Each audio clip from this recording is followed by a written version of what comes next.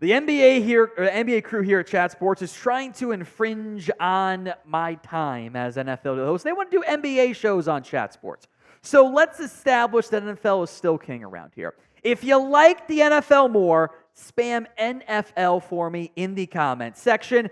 And if you do actually want more NBA coverage, this is the democracy. You can vote by typing in NBA right now.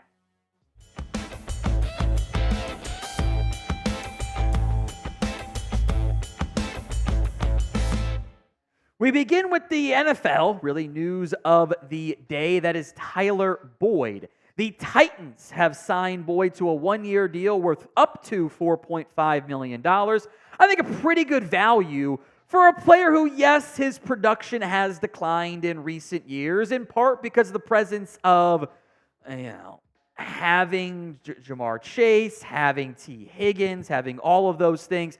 But Boyd is a good slot receiver. He is not necessarily the most dynamic, but he is reliable. And Brian Callahan, the Titans head coach, knows him better than anybody. He's been his OC for years in Cincinnati.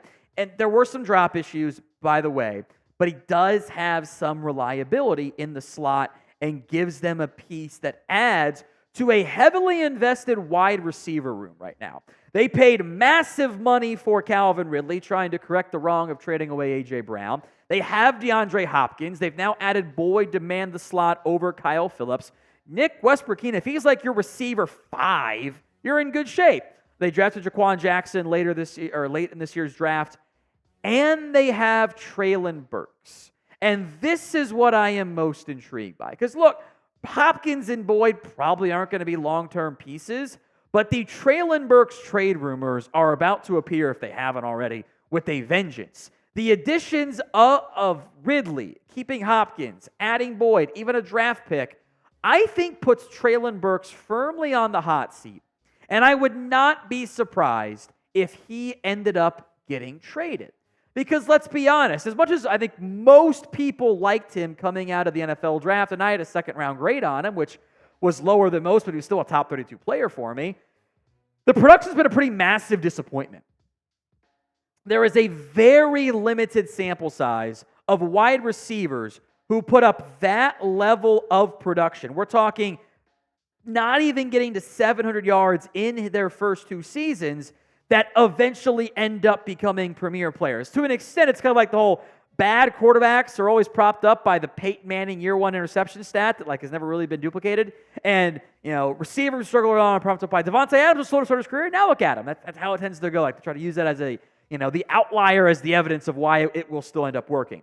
But it was a former first-round pick. There is value there. And maybe a change of scenery makes the most sense for all parties involved. Because Tennessee, they don't want to get rid of playmakers for Will Levis, but they need to have guys that they trust. And maybe the new regime is out more on Burks. Here's the contract breakdown. He's pretty cheap this year. It's under $4 million cap hit. If Titans trade him after June 1st, which I would assume they would do because you're 3 weeks away. At that point, you're okay waiting in the end. The new team cap hit becomes 2.01. That's super affordable. I know plenty of teams had Burks in their top 30, top 40, top 50. Getting that type of guy, a 2-year look at him for, let's say, a 5th-round pick, I think there would be some interest there. So prediction time. Will the Titans trade Treylon Burks? Y for yes, N for no. It's the pinned comment on this video. If an ad, which you might not play here on YouTube, it's great. Take advantage of it. Ignore the ad. Instead, go vote. Y for yes, N for no. Let's talk Jonathan Allen as ESPN's Jeremy Fowler again, kind of maybe not gasoline, but adding some more tinder to the fire of a potential Jonathan Allen trade. Remember, the Commanders took one of my guys this year, Johnny Newton out of Illinois in round 2, and I think several league execs thinking the same thing I thought, according to Fowler. Quote, a few execs are wondering if Washington will ever consider offers for Allen, who is due $15.4 million this year and $16.5 million next, below market for high-end tackles. The people I've talked to believe Washington either needs to rework his contract or decide if it will entertain trade interest, which it has rebuffed in the past. But for now, Head coach Dan Quinn can concoct a plan to get all 3 defensive tackles on the field. Obviously, that's Allen, Daron Payne, and Johnny Newton. I think this is a logical thing to consider because the NFL teams do the same things we do of like, okay, who could I trade for? And you go, they drafted Johnny Newton. They paid Daron Payne. What about Jonathan Allen? I think that is a perfectly valid thing to consider. And we will break down some of the pros and cons of pursuing him here in a moment on today's show. But the NFL rookie jerseys are available. Not all the numbers are in place. Sometimes you have to wait a little bit. But you can pre-order it right now. Go to chatsports.com/NFL jersey. You will be able to find your team's jerseys, change your drop down, look at your other options there. Jaden Daniels, Caleb Williams, Drake May, whatever player, team you're a fan of, the rookie jerseys are available. We'll put that link in the comments section and the description of today's show. It's chatsports.com/NFL jersey. In 2023, Allen put up 5.5 sacks, 10 TFLs, and he's been, despite playing on a team that wasn't good at all, and that led to fewer pass rush opportunities, I would rank Allen in that top 10 defensive tackle conversation, which is nice because there's a lot of good ones these days. There's a lot of talent out there. And that means you have to pay for it, by the way. Here's how the money breaks down for Jonathan Allen. His cap hit this year is, for the Commanders, it's $21.44 million. It's a lot of money. The 2025 cap hit is $23 million. Depending on if the workout bonus has been paid out or not, it's 15 to 15.5, somewhere in that range for Allen if he gets traded. 15.44 saved by the Commanders. Of note, the guaranteed money left, $0. Allen wants a new deal. There's no more security. There's no more guaranteed sums available. And he's not dumb.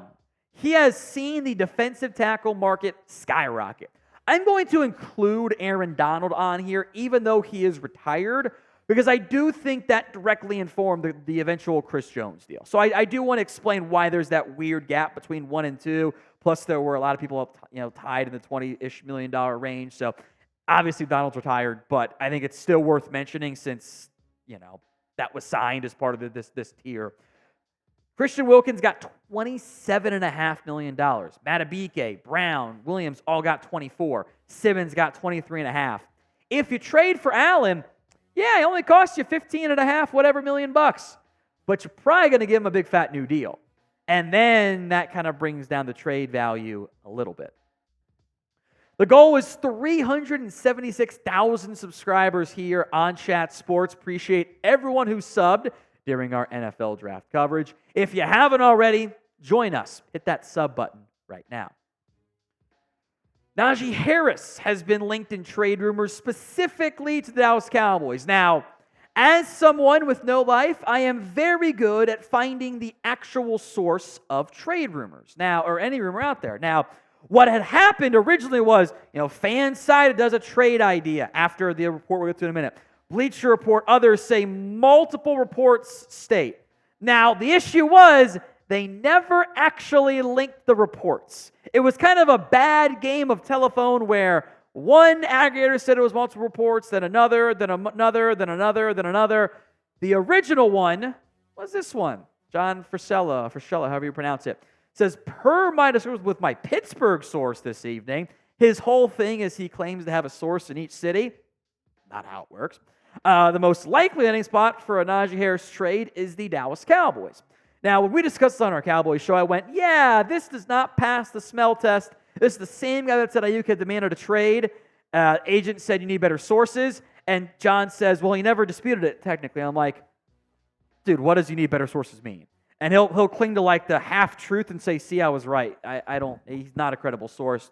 And then Jane Slater comes barreling through and says, on these Najee Harris Cowboys reports, team source tells me, clickbait. Yeah, I don't buy it. I will say this, though. It doesn't make sense for Pittsburgh because they don't have the depth behind Najee Harris. It's Jalen Warren and Cordero Patterson, who one is a 3, not a 2 at this time, and Warren's probably more of a rotation back than a full guy. Fully expect the Dallas Cowboys to be linked to every single running back from now until the NFL trade deadline maybe even after they get somebody else. This is a running back room that does not work in 2024. It is not good enough. So somebody gets cut, Cowboys going to get linked. Someone might be on the trade block, Cowboys going to get linked. The Steelers did decline Najee Harris's fifth-year option, and I get that. He's been the very rare 3 straight years of 1,000 yards in his NFL career. Yeah, but he had to get about 280 carries a year to do it, or 270 carries a year to do it. It's not good efficiency. It's not good value, and not that many big plays. So I get why they declined the option. I think they're definitely going to keep him this year, though. As for the Cowboys, will they eventually trade for a running back? 1 for yes or 0 for no. Let's get to the latest on a potential Brandon Aiyuk trade. ESPN's Jeremy Fowler revealed what we had predicted, by the way, of the likely trade cost for getting Brandon Aiyuk during the NFL draft. Here's what Fowler wrote for ESPN.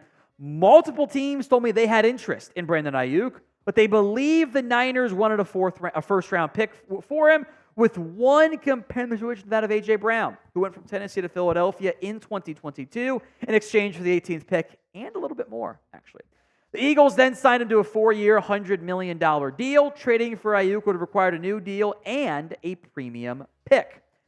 That seems fair to me. Not everyone's going to agree, and clearly the NFL didn't agree enough because no one gave the first-round pick on a very strong receiver class anyway. Maybe the Jacksonville Jags, and that was one such team there. Brandon Aiyuk, low-key, was one of the best receivers in football last year. 1,300 yards, 7 TDs on 75 catches. He's gotten better every single year. Every year he's done more. He's been more explosive. He's a really good runner. He's great after the catch. He has all the things I think you're looking for in a legitimate wide receiver one. So yeah, I would have wanted a first-round pick. Now you got to pay him probably like $25 to $35 million. That's a lot of money. I get why teams didn't want to double dip in that asset area. I think depending on how things play out, New England might make more sense next year, but you couldn't trade the number 3 overall pick for him. And you don't give a future first, which might be a top 5 pick. It's tough to know where they draft. Giants weren't going to do it because they got Malik Neighbors on the cheap, who I love. I think the Niners end up paying him, but that situation with all those receivers, all that draft capital invested and the money invested, something's got to give at some point.